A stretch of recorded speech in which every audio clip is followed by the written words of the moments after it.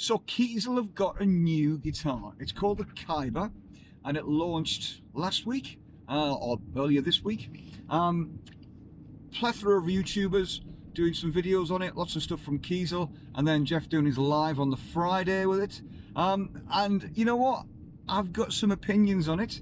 You might not like my opinions, you might disagree, you might agree, but you know what? It is off the cuff, so I probably will say some things that are maybe controversial or you might disagree with. But you know what? Let's just do it anyway. So, first impressions. It's not a guitar for the traditionalists, is it? So what's this guitar about? Well, Jeffrey says it's about less weight and about something that bridges the gap between a headless and a headed guitar. Okay, I can accept that, and yes, it is very, very thin, and he certainly hit the goal on light. And it's, you know what, looks wise, that's an interesting looking guitar. Do I like the shape of it? Yeah, I think I do. It does look a little bit metal and very, very thrusty, for the want of a better expression. But yeah, I like it. The other thing I noticed about it, and I don't think anybody else has said this one yet, but it's not the biggest of guitars, but when you put a fancy top on it, there was a top they had on the live. I think was it a Pale Moon top or something?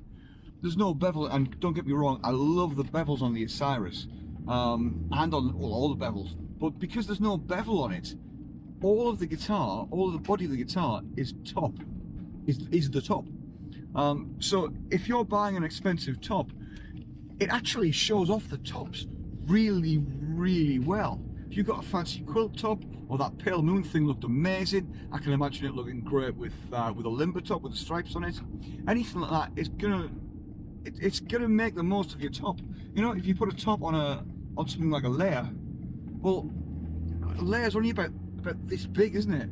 So most of the timber you end up throwing away and not using. Whereas that, it's, yeah, with fancy tops, I think that's a real bonus, and it works really, really well. One volume pot. Personally, I don't use a tone control, and I'm like a lot of other people that don't use a tone control. I often either bypass them, or rewire a guitar. I'll take it out. I've even got a guitar where I've got the tone control left in there, but it doesn't do anything. It's called the KYBER, which is another Star Wars reference, which seems to be a bit of a thing. But you know what? Whilst it's super nerdy, it's nice that a guitar company is actually naming the guitars rather than giving them a number and a model. You know, try and identify an Ibanez guitar. You know, you might as well. You know what? You could open your phone book. You could pick somebody's phone number, and Ibanez probably make that as a guitar. Whereas KIESEL seem to name everything after Star Wars stuff. And we know Jeff KIESEL's a proper Star Wars super geek, which is fine. And he gets away with it because he's already married. Now this guitar comes with a super thin body, and the idea is that it's lighter, and as a lighter guitar, yeah, that certainly is going to help. However, that super thin body will cause one or two little issues or things that need to be got around. So for instance, if you've got a decent sized pickup switch, then it's not going to go in a cavity if the cavity is really shallow. Looking at his video, he says he's found a switch that's narrow, that's shallower if you want a 5-way in it desperately, which is good. I don't know if push-pull pots will fit in there. Maybe they will, maybe they won't. The other thing it might limit you on is tremolos. Now, if you've got a non-tremolo guitar, it's absolutely fine. It just screws to the top and you're good. If you've got a guitar with a tremolo, then you need some space for the tremolo block. Now, he says he's got a shallower block for the hip shot. That's all well and good, and they're not offering a Floyd Rose on it. Floyd and certainly Futon do a shallower block and a deeper block. Whether it goes shallow enough for that one or not, I don't know. And the other thing you won't be able to do, obviously, is put an Evertune on, because an Evertune needs quite a thick guitar. Now, this guitar does look metal, and I can imagine quite a few of the metal lads wanting Evertunes. If you want an Evertune on a KYBER, that's not really possible. But I suppose if you want a Kiesel, then there are other Kiesel guitars there that are lightweight and that are going to meet your needs and are going to take an Evertune. But you can't have both. It's not possible to have a super thin guitar and an Evertune. That's not an Evertune thing. It's not a Kiesel thing. It's just the way it is. The body shape. Now, this is a thing that I've thought about for a while. At the back of a guitar, behind the bridge, there's always a lot of, if you like, real estate of timber that's there, not actually doing anything. If you look at an acoustic guitar, you can see where it's come from. Acoustic guitars have had the bridge further away from the back of the body because you needed the top to resonate. And then that's transferred through into electric guitars as far as the placement of the bridge is concerned. But you don't need that wood behind. It doesn't do anything other than make the strap button a little bit further away from the bridge. That's all it's doing. So getting rid of that is going to save a lot of weight, which again is what this guitar is about. And it gives you the option to sit a little bit more comfortably with it. I've not got many criticisms of this guitar, to be honest. The input jack is a little bit in the way if you sit in that classical position. Yes, you can put an angled jack in it. I'm guessing he's probably tried to put it underneath, so you know it's not in the way. I don't know. I'm guessing he has, and it hasn't worked, or there hasn't been room for it in the cavity. But it's not that big a deal. And if you play in that funny little classical position, just get an angled jack lead and you'd be all right. It's wood you don't need, and it certainly looks cool and modern. I like the look of it. If you are a classically, let me know in the comments and see if it does make a difference. By the way, I forgot to say, this video is not sponsored in any way, shape or form by Kiesel or anybody else. I got nothing for doing the video, no free guitar, no free merchandise, no money. I didn't even get a free cup. Look at that. I've got to bring my own cup. Not even a cup, even though I love cups. And, you know, you've seen the video. That could have been featured in there, couldn't it? No, nothing. In spite of all the videos I've done and all the videos, there's another video coming for Kiesel, and it's a great, positive video. Nothing. Not a thing. Not even a cup. Not a cup. By the way, that's not a hint for a free cup, okay? Let's talk about this headstock as well. So, the headstock is super pointy. It's like the tip of a spear. I've got to be honest, I quite like it, but what I like about it is not the pointiness. What I like is that it cuts away and vanishes under the strings, so you can see straight through the strings to fresh air under that top bit of the headstock. I think that looks really, really cool. It is very, very pointy though. Is that a good thing? I don't know. If you stand stage left, that's fine, it's nice and safe. If you stand stage right, then you need to warn your singer, because that could go wrong. And there is a rumour that actually that thing comes with a cork for the end of the headstock, so it is safe. But here's the thing with the headstock. It's a reverse headstock as standard. What that does, it makes the bottom strings, the thick strings, longer. Now, think about the physics of this. If you've got a longer string, it needs to be under more tension to bring it up to the same pitch as a shorter string. Try this as an experiment. Tune your bottom string to an E. See how tense it is. Then put a capo on your 3rd fret and tune it back to an E so that it's an E with a capo on the 3rd fret. It's going to be floppy as hell. The thing applies when you start tuning down. If you tune down, then you've got a string that's under more tension, so you'll get a lot less floppier string on the bottom with a longer string, because it's got that reverse headstock, than you would if it wasn't the reverse headstock and that string was shorter.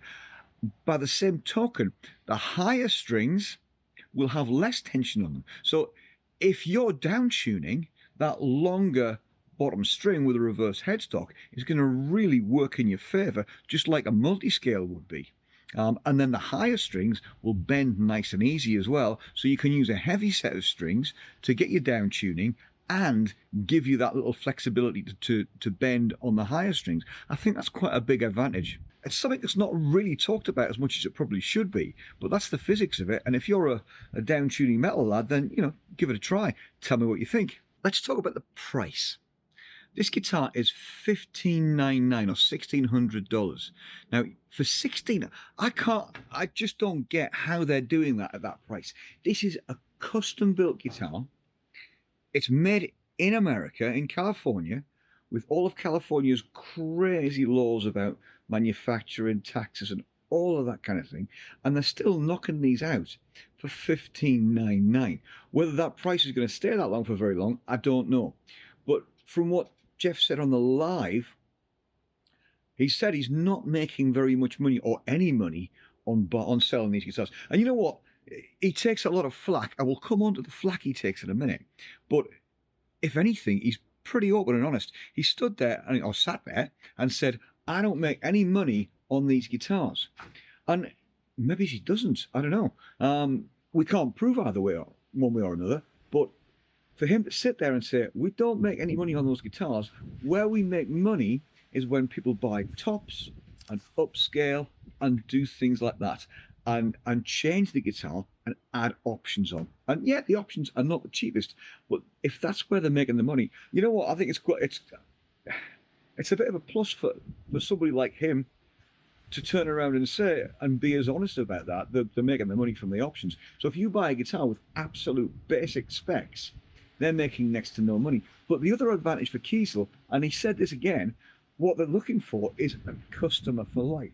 So even if you do buy a guitar that's got all the options, you can take, got none of the options, and you take advantage of that and get a great guitar, you become a Kiesel customer again and again and again. I've got a Kiesel guitar, and will I buy another one? Yeah, I think I'd be quite happy to buy another Kiesel guitar. It's very windy out here. But let's talk about the quality of what you're getting, because you're getting a Kiesel guitar, yeah, you get a custom-made guitar. Some of his guitars are many, many thousands of pounds. It's easy to spend 3 or 4 grand. Very easy to spend 3 or 4 grand on that guitar. But for that money, you're getting exactly the same craftsmanship, quality, parts. You know, you could have a guitar with a ridiculously expensive top that looks amazing. You get the same maple neck on it. You could do what I did, and I'm not really into fancy tops and things like that. I went for a basic body, but I wanted the upgraded neck, and that's what I did. And I've got a great, really stable guitar. So, you know, quality-wise, you're getting for $15.99 a guitar that is, well, I can only speak for my own. Mine plays great. And, you know, how to do it, I don't know. But if you are one of these people that wants a PRS, for instance, if you're a dentist, then you can spec it up to be as crazy as you like. So you can take that basic model and take advantage of the fact that it is a very inexpensive basic model. Then you can put an amazing top on it. You can put a 3 or 5 piece neck on it. You can put a trem on it. You can change the pickups. You can send your own pickups in. You can do all of these things. Okay, that's where they make the money. And as a customer, I appreciate Jeff being honest about that. And I know he's taking some flack, but here's the thing.